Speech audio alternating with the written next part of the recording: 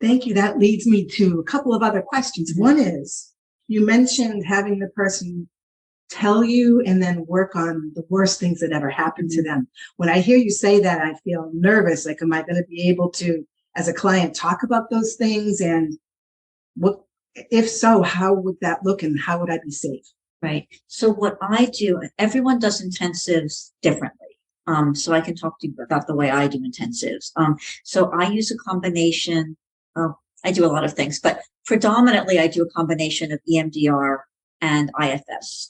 So eye movement desensitization and reprocessing and internal family systems. And I ask my clients on the first day that they're here with me to make a list of the worst things that have ever happened to them.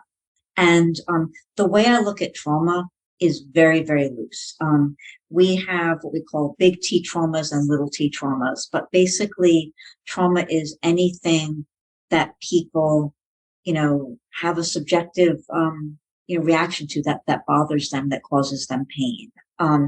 And so when they give me that list the first day, we work through it basically chronologically as best as we can, but it's also, I'm very, very client based. So even though I say this, I really work with each client on the goals that they come in with. So everyone is different. Every client is different. And that's another thing I ask people on the first day that they come in is, what are the goals? What are you hoping to achieve this week while you're here with me? And I obviously tailor, each week for that particular client. And you asked how I make people feel safe. And the way we make people feel safe is that when we work chronologically and we start at the beginning, that's one way of helping to feel safe. And also because we process memories in very, very small, what I call bites, then it doesn't become overwhelming. So if I was to work, for example, on if people had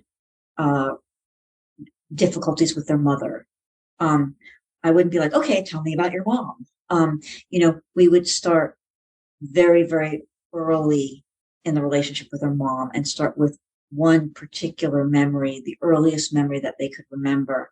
And we would only work on that memory. And so when we keep things, again, when we keep what I call the bites very, very small, and we work on the early ones first, that allows people to process things in a way that maintains safety. And I have lots of other ways of working with people's safety, but that's one way that I do it.